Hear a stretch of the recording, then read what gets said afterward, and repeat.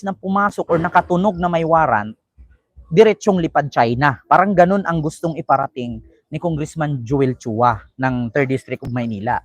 So ngayon ito naman, para hindi, para masabihin na fake news tayo, sabi ni Harry Roque, hindi po totoo na may warrant of arrest. Hindi po totoo na may warrant of arrest si dating EC at may kasamang Interpol kasi ang totoo daw, ang warrant of arrest ay galing sa CIDG na kinaso ni General Torre kay Digong na sedition, citing and sedition. So ngayon mga kababayan, ito po sabi ni Harry Roque. Ayan, pakinggan nyo ha, si Harry Roque yan. O, kita nyo, sabi ni Harry Roque yan. O, pakinggan natin. Mga kababayan, naglalay tayo dahil na kailangan linawin, kumakalat news na ang Presidente Rodrigo daw ay Wait lang. Meron nakawaran na pares galing sa ICC. At sinasabi din nila dahil nandito rin siya. Saan na yun? Ba't naputol?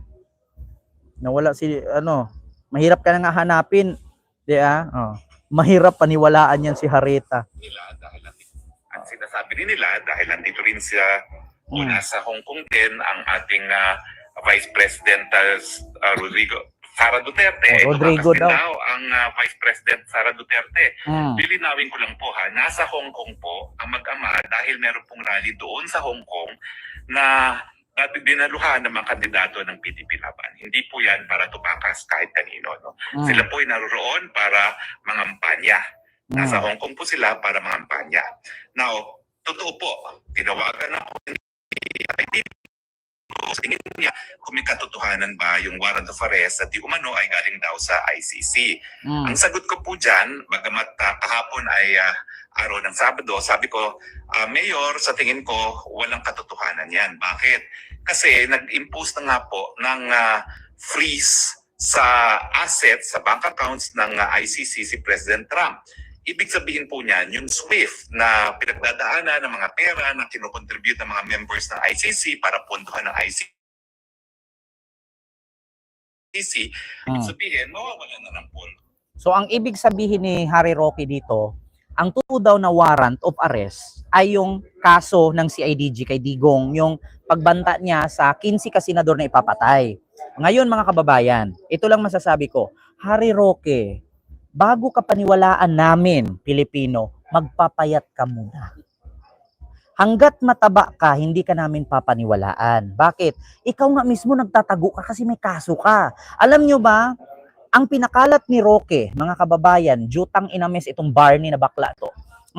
Ang pinakalat ni Roque, kaya daw siya wanted at hinahanap ng gobyerno sa Pilipinas kasi siya daw ay kinasuhan patungkol sa paglabas daw ng pulburod video ni BBM, yung nagaganon si BBM. So siya daw ang kinasuhan.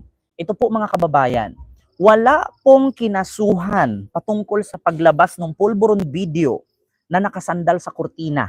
Walang kinasuhan. Bagkus, ang totoong kaso ni Barney Roque or ni Matabang Roque, ang totoong kaso niya ay hindi niya maipaliwanag sa Kongreso ang tanong ng Quad Committee hearing kung saan galing ang milyon-milyon niyang pera na ipinasok sa kanyang bank account at doon kay E.R. Lacerna. Lacerna ba yon? Yung model? Yung pageant, parang ganon, male pageant.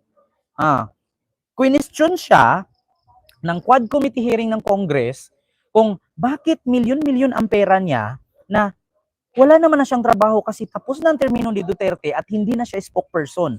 At tinanong siya kung saan galing at maglabas siya ng dokumento kung bakit napakadaming milyones niya at bakit ang pangalan niya ay nakunik doon sa Pogo Hub na ni ransack, ni raid doon sa Clark sa Pampanga. Bakit nandun yung pangalan niya sa Pogo Hub? So yun po ang kadahilanan kung bakit siya tumakbo, paikot-ikot kung saang bansa at tumakas. Na kung saan sabi nga ni Senador Risa Hontiveros, siya ay dumaan ng Zamboanga, lumipad ng Malaysia, pa Singapore, pa Japan, tapos nag-attempt na lumipad ng Amerika, ngunit hindi siya pinayagan at hindi binigyan ng visa ng Amerika kaya hindi siya nakalipad doon.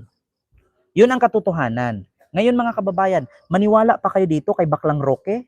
Magpapayat muna siya bago natin paniwalaan. Hanggat mataba siya, sinungaling siya. Yun ang katotohanan.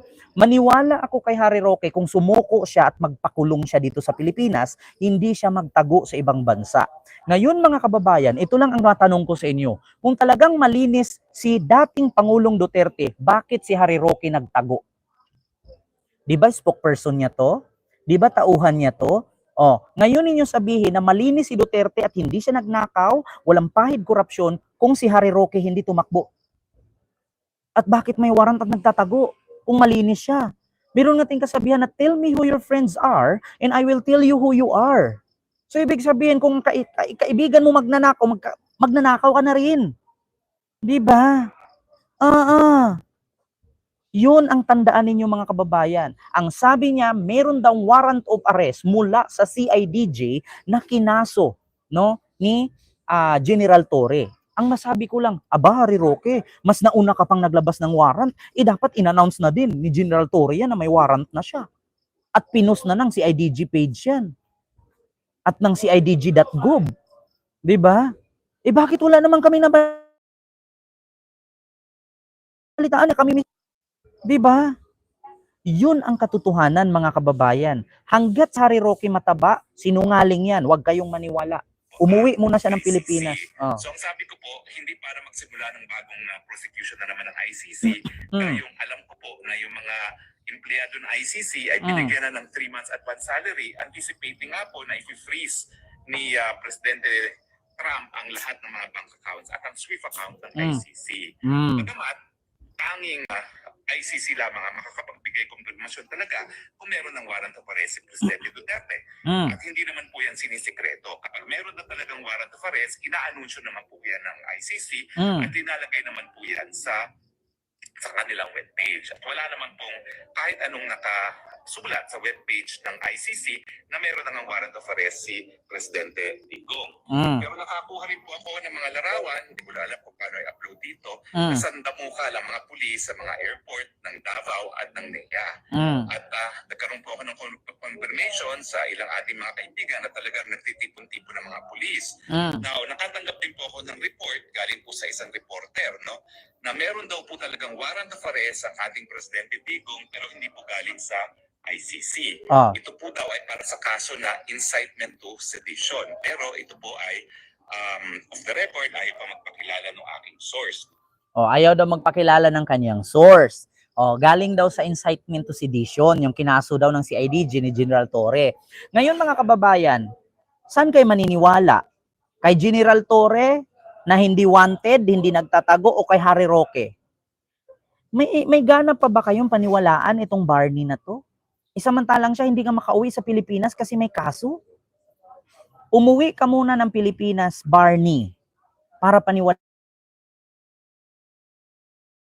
ka ng source di umano. At hindi mo nga hinarap yung problema mo, hindi ka papaniwalaan ng tao. Sa bagay, papaniwalaan ka ng mga DDS kasi nga mga DDS bobo yan, tanga-tanga, uto-uto. Mga pangit yan. Yun ang totoo. Mga pangit, tanga-tanga, hampas lupa. Yan ang totoo. Maniwala kay Roque? Ay, itlog niya purple. Pero in fairness si Harry Roque parang lumiit yung mukha niya konti. Parang yung baba niya, liig niya pantay na. Iba talaga dati. Tas tignan nyo, para na siyang parang nagpabotok. Yung numipis na yung eye bags niya. Hindi katulad dati, kulay brown. Ngayon, kulay green na. Para na siyang allergy ba? Basta ako, isa lang masasabi ko sa iyo, Harry Roque. Hanggat hindi ka umuwi sa Pilipinas, hindi ka magpahuli, hindi ka magpakulong, mananatiling sinungaling ka. Yun lang. So yun, mga kababayan, klarong-klaro naman na sinabi ni Harry Roque na ang katotohanan daw, wala daw warrant of arrest mula sa ICC, bagkus meron daw warrant mula sa CIDG. So ito naman mga kababayan. Ito pakinggan niyo.